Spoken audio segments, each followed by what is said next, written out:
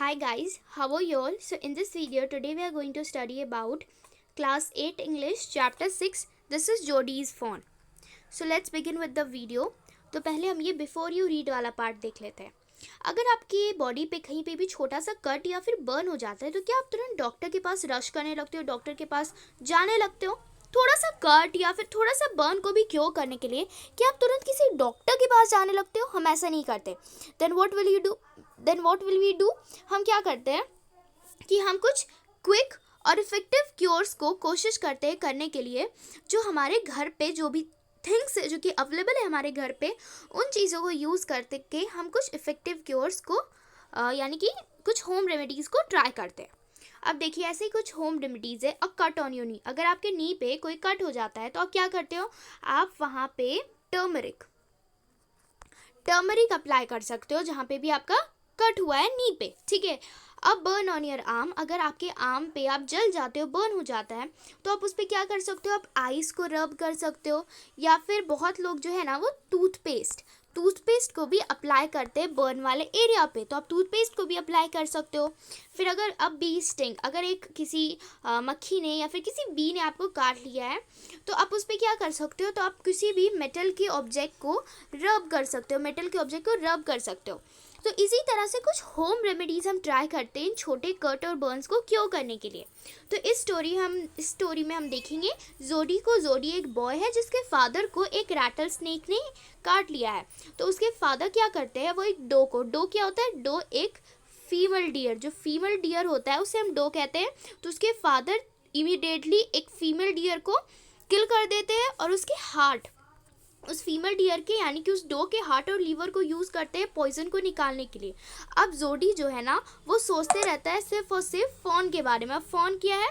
तो जो young one होता है या फिर जिसे हम बोल सकते हैं बेबी, जो बेबी होता है डियर को, उसे हम फॉन कहते हैं.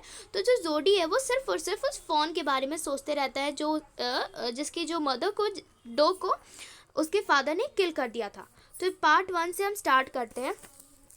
Jody allowed his thought to drift back to the fawn. तो जोडी क्या करता है? अपने दिमाग के जितने भी थॉट्स है वो सिर्फ फ़ोन के बारे में सोचते रहता है. उस फ़ोन को ना वो अपने दिमाग से निकाल ही नहीं पा रहा था. उसके ड्रीम्स में, उसके आर्म्स में वो सिर्फ और सिर्फ उस फ़ोन ही को रख रहा था. वो ना टेबल से स्लिप कर गया, मतलब उठा और अपने फादर के बेड साइड में, फादर के वो जो उसके जो फादर है वो बेड पे लेटे हुए थे, उसके फादर के बेड साइड में, बेड के किनारे वो जाके खड़ा हो गया. उसके फादर का नाम क्या था? पेनी. तो पेनी जो है वो आराम से बैठे हुए थे. पेनी के जो आईज थे वो ओपन और क्लियर थे, खुले हुए थे और क्लियर थे, पर जो प्यूपिल्स थे, ये देखिए हमारा आई होता है और ये जो आई बॉल होता है उसे हम प्यूपिल्स कहते हैं, वो अभी भी डार्क थे और डायलेटेड थे. डायलेटेड मतलब बड़े बड़े थे, इनलार्ज थे. Jody said how are you feeling pa. Jody बोलता है कि पापा आपको कैसा फील हो रहा है? तो उसके जो फादर है वो कहते हैं अभी तो मुझे अच्छा फाइन, मतलब मुझे अभी अच्छा फील हो रहा है. Old death has gone thieving elsewhere. तो वो बोलते हैं जो मेरी पुरानी मौत, ओल्ड डेथ मतलब वो जो रैटल स्नेक ने उन्हें बाइट किया था, यानी कि वो उनकी पुरानी मौत थी, तो उनकी जो मौत है वो कहीं और थीविंग मतलब कहीं और चोरी करके, मतलब ये जो सेंटेंस उसका मतलब है कि जो जोडी के फादर, उनको तो डेथ आई थी, मौत आई थी उनके सामने, पर जो है उन्होंने डो को किल किया और फिर अपने आप को बचा लिया. तो वो जो अब डेथ है वो किसी और की जान चुराएगी, मतलब बच गए अगर जोडी के फादर, तो वो अब जाके किसी और की जान चुराएगी, किसी और की जान लेगी. तो वही बोलते हैं old death has gone thieving elsewhere but wasn't it a close shave. I agree. तो वो फिर बोलते हैं कि क्या एक क्लोज शेव मतलब अ नैरो स्केप, एकदम हल्का सा के लिए, अगर वो डो नहीं हमें मिलता तो हम बच ही नहीं पाते, मैं तो बच ही नहीं पाता. पेनी बोलते हैं अपने बेटे को, जोडी को. तो जोडी बोलता है I agree. Penny said I am proud of you my boy, the way you kept your head and did what was needed. Penny बोलते हैं मुझे तुम पे बहुत गर्व हो रहा है, मैं तुम पे बहुत ही प्राउड फील कर रहा हूँ क्योंकि तुमने किस तरह से अपने दिमाग को रखा. देखिए क्या होता है जब भी कुछ भी इस टाइप का सिचुएशन होता है डेथ और लाइफ वाला, तो क्या होता है ना हमारा दिमाग ही ठिकाने पे नहीं रहता, बहुत ज़्यादा कंफ्यूज हो जाते हैं, हमारा दिमाग काम करना बंद कर जाता है. पर जोडी ने अपने दिमाग को ठिकाने पे रखा ऐसे सिचुएशन में, ठीक है, तो इसलिए वो बहुत ज़्यादा प्राउड फील करते हैं अपने बेटे के लिए. तो फिर जोडी बोलता है पा. तो जो पेनी है वो बोलते हैं हाँ बेटा बोलो. Pa do you recollect the doe and the fawn. कि आप डो एंड फोन को रिकलेक्ट कर सकते हो, मतलब उसे याद कर रहे हो. तो फिर जो है पेनी बोलते हैं I can never forget them, कि मैं उन्हें कभी भी नहीं भूलूंगा. जो पुअर डो था, पुअर डो मतलब जो बेचारा डो था, उसने मुझे बचाया. जो डो थी, फीमेल डियर थी, जो बेचारी डो थी उसने मुझे बचाया और ये एक सर्टेन था, यानी कि ऐसा हुआ। पर वो बोलते हैं जो जोडी है वो बोलता है पा, पर जो फ़ोन है वो अभी भी वहीं पे होगा, यानी कि जो बेबी डियर है, जो फ़ोन है वो अभी भी वहीं पे होगा। वो हंग्री होगा, भूखा भी होगा और स्केयर्ड, डरा हुआ भी होगा। तो पेनी बोलते हैं आई सपोज सो, हाँ ऐसा ही होगा। तो फिर जोडी बोलता है पा, अब तो मैं एक बड़ा लड़का हो गया हूँ, बिग बॉय हो गया हूँ और मुझे दूध पीने की, यानी कि मिल्क को ड्रिंक करने की ज़रूरत नहीं है। तो क्यों ना मैं जाऊँ और देखूँ कि अगर मुझे फ़ोन वहाँ पे मिल जाए और मैं फिर उसे वापस घर पे ले आऊँ, कि वो जाके देखेगा उस एरिया पे जहाँ पे उन्होंने डो को किल किया था, कि वहाँ पे अगर वो फ़ोन उन्हें मिल जाए जोडी को, एंड रेज इट, फिर मैं उसे बड़ा करूँगा। पेनी जो है वो शांत रहते, lay quiet staring at the ceiling, और वो छत की तरफ देख रहे होते हैं। Boy you have got me hemmed in.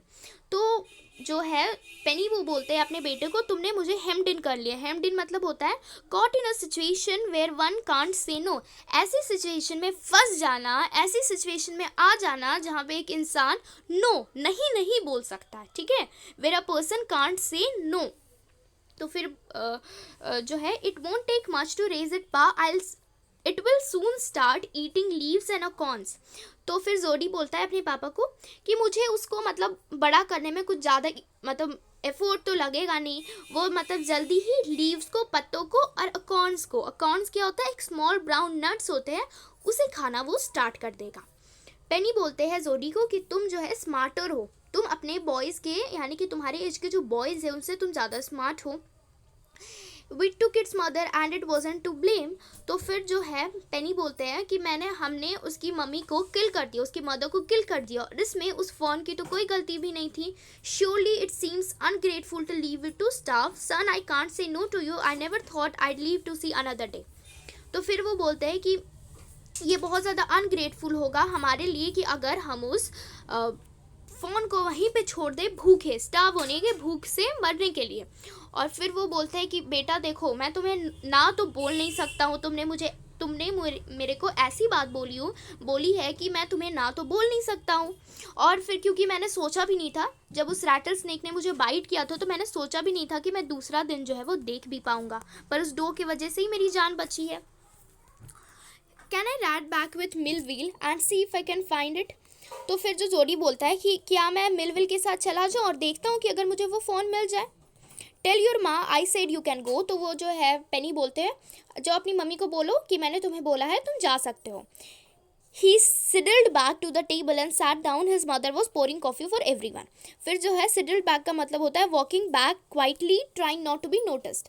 तो फिर वो क्या करता है, जो जोडी है वो एकदम चुपचाप से इतनी शांति से टेबल पे चला जाता है कि ऐसा वो करता है कि कोई उसे नोटिस ना करे, और वहाँ पे जाके बैठ जाता है। वहाँ पे उसकी मम्मी सबके लिए कॉफ़ी को ना पोर कर रही थी कप्स में। वो बोलता है कि माँ, पापा ने कहा है कि मैं जा सकता हूँ और फ़ोन को वापस ला सकता हूँ। She held the coffee pot in mid air, यानी कि वो एकदम मिड एयर में कॉफ़ी पॉट को रख देती है, मतलब पकड़े रहती है, एकदम मिड एयर में पकड़ लेती है, मतलब बहुत ज़्यादा अटेंशन पे करती है जोडी को और उससे बात करने लगती है। तो वो बोलती है क्या फ़ोन, कौन सा फ़ोन। तो फिर जो है जोडी बोलता है अरे वही फ़ोन जो जिस डो का वो फ़ोन जिससे हमने मार दिया था, हमने उस डो के लीवर को यूज़ किया था ना पॉइजन को निकालने में और पापा को बचाने में। She guessed, well for pity sac.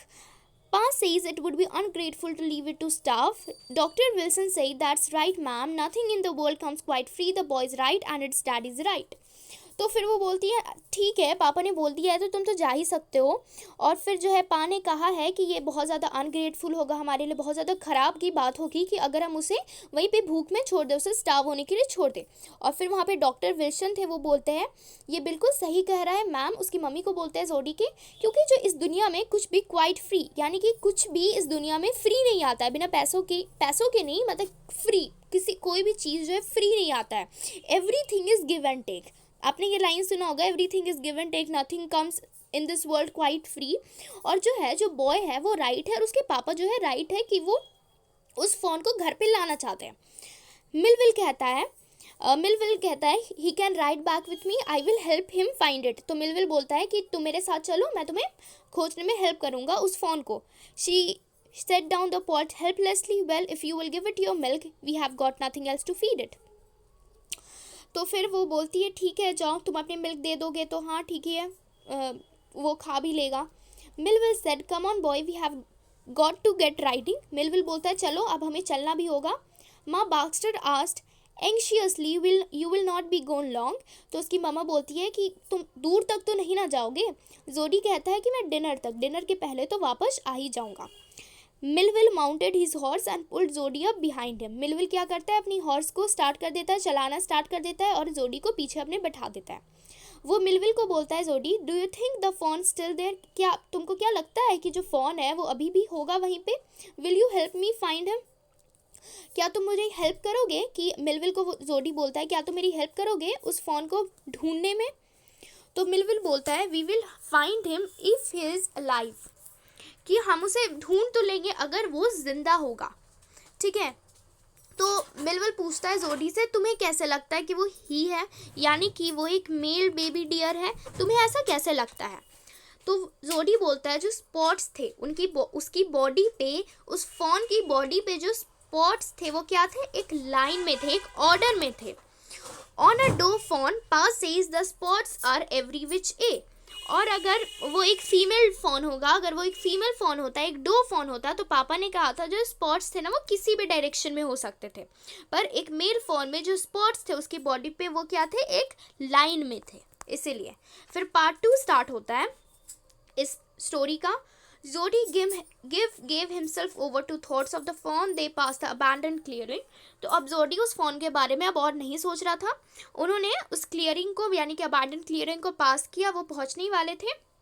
और जोडी मिलविल को बताते जा रहा था नॉर्थ तक चलो, और यहीं पे जगह है, वहीं पे वो जगह है जहाँ पे पा को एक स्नेक ने काट लिया था और हमने डो को मारा था और मैंने फ़ोन को देखा था। सडनली जो जोडी था वो नहीं चाह रहा था कि जो मिलविल है उसके साथ आए, क्योंकि अब उसका रीज़न क्या था कि अगर जो फ़ोन है वो डेड होगा, वो मरा वो होगा, हमें ना मिले, और या फिर वो ना मिले तो वो नहीं चाहता था कि जोडी के फेस पे जो डिसअपॉइंटमेंट होगी वो देखा जाए, वो कोई भी उसे विटनेस करे उस डिसअपॉइंटमेंट को, कि वो नहीं चाहता था कि मिलविल उसे उस डिसअपॉइंटमेंट को विटनेस करे।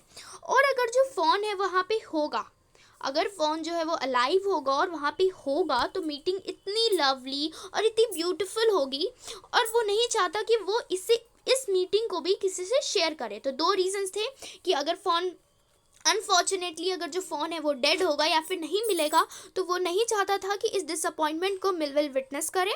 एक और रीज़न था, अगर जो फ़ोन है फॉर्चुनेटली अगर फ़ोन वहाँ पे होगा तो जो मीटिंग है वो इतनी लवली इतनी ब्यूटीफुल होगी कि वो नहीं चाहता कोई भी उसे देखे और किसी के साथ भी शेयर करे, इतनी सीक्रेट होनी चाहिए इस मीटिंग। ही सेड, वो बोलता है जोडी कि अब ये उतनी दूर भी नहीं है, और जो स्क्रब है, जो झाड़ियाँ हैं वो बहुत ही ज़्यादा है, एक हॉर्स के लिए तो मैं इस पे पैदल चल के जा सकता हूँ। तो पर मिलविल बोलता है मुझे डर लग रहा है कि मैं तुम्हें अकेला ना छोड़ दूँ, शायद तुम भुला जाओ, लॉस्ट हो जाए, तुम रास्ता भटक जाओ, भूल जाओ, या फिर तुम्हें भी स्नेक काट ले। जोडी बोलता है मैं अपना ध्यान रख लूँगा, it might take me a long time to find the phone and if he's wandered lift me off right है, कि मुझे, वो बोलता है कि शायद मुझे ज़्यादा टाइम लग सकता है उस फ़ोन को ढूंढने में, अगर वो कहीं पे चला गया होगा तो मुझे यहीं पे छोड़ दो। तो मिलविल बोलता है ऑल राइट, पर उसे तुम आराम से लेना, ज़्यादा परेशान मत होना। और फिर वो डायरेक्शंस बताने लगता है, मिलविल जोडी को डायरेक्शंस बताने लगता है कि देखो यहाँ पे नॉर्थ है, इस डायरेक्शन में ईस्ट है, ऐसे वो डायरेक्शन बताने लगता है। There and there the tall pine makes a bearing, और फिर बोलता है कि ये जो लंबा सा जो पाइन का ट्री है, पाइन का ट्री आपने देखा होगा, इस टाइप का ट्री होता है, ये पाइन का ट्री होता है। तो ये जो पाइन का ट्री है वो तुम्हारे लिए एक बियरिंग की तरह एक्ट करेगा, मतलब एक कंपास की तरह एक्ट करेगा, और तुम्हें हेल्प करेगा डायरेक्शंस को आइडेंटिफाई करने में, पता करने में। तो फिर वो जोडी बोलता है सो लॉन्ग, हाँ ये बहुत बड़ा है, ये मेरे लिए बहुत ही एक बियरिंग की तरह बन जाएगा। और फिर मिलविल भी बोलता है so long I am obliged, so long ये बहुत बड़ा है, ये ट्री भी तुम्हारी हेल्प करेगा डायरेक्शंस को पता करने में।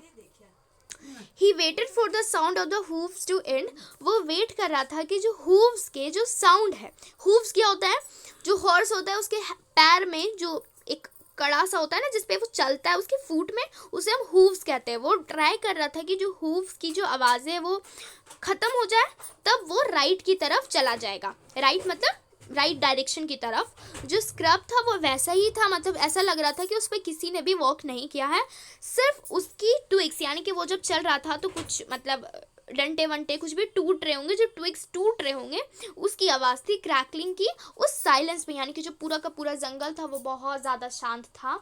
तो वो सिर्फ वेट कर रहा था कि जो मतलब वो देख रहा था कि जो सिर्फ साउंड है वो उसी के पैरों की सिर्फ आवाज़ आ रही है और किसी भी की भी आवाज़ नहीं है। He wondered for an instant if he had mistaken his direction.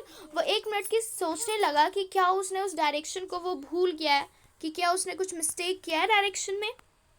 फिर वो देखता है यहाँ पे, Then a buzzard rose in front of him and flapped into the air. He came into the clearing under the oaks.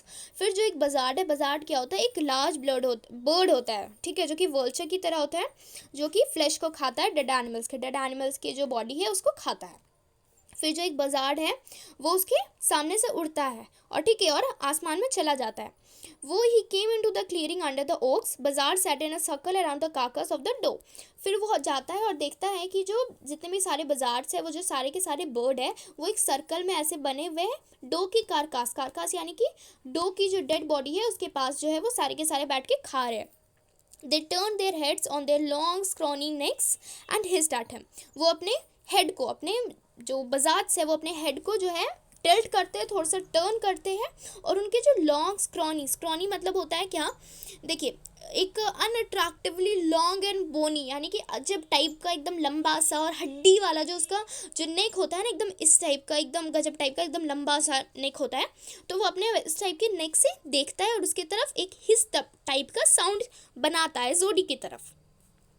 He threw his bow at them and they flew into an adjacent tree. तो वो क्या करता है, एक बड़ा सा बो मतलब होता है एक बड़ा सा ब्रांच ऑफ ट्री को उन पे फेंक देता है, मारता है, तो वो एडजेसेंट ट्री यानी कि पास वाले ट्री में उड़ के चले जाते हैं।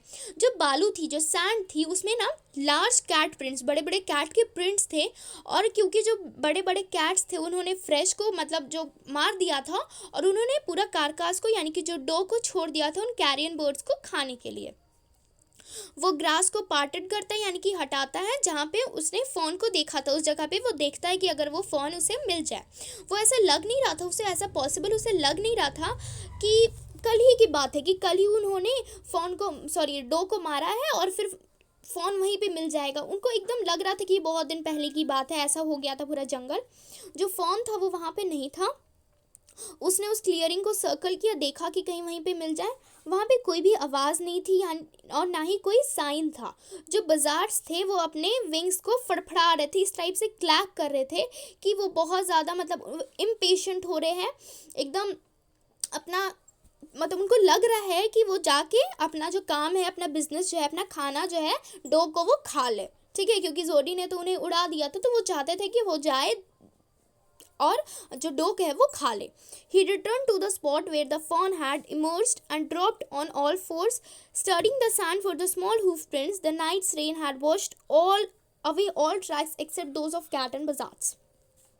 तो जो वो है उस जगह पे वो वहाँ पे पहुँचा जोडी, जहाँ पे उसने फ़ोन को देखा था और ठीक है फिर वो कोशिश कर रहा था आसपास देखने की कि सैंड में जो फुटप्रिंट्स मिल जाए, उसके जो हूफ के प्रिंट्स मिल जाए फ़ोन के। पर जो है लास्ट नाइट जो है वो क्या हुई थी, बारिश हुई थी। इस वजह से जितने भी ट्रैक्स है यानी कि जितने भी रास्ते में जितने भी प्रिंट्स थे या फिर जो भी कुछ थे वो क्या हो गए थे, वो तो बह गए थे। सिर्फ वो कैट के और बाजार्स के जो फुट के प्रिंट्स थे। अब हमारा पार्ट 3 स्टार्ट हो रहा है, तो पार्ट 3 को हम नेक्स्ट वीडियो में कवर करेंगे, वरना जो वीडियो है बहुत लंबी हो जाएगी।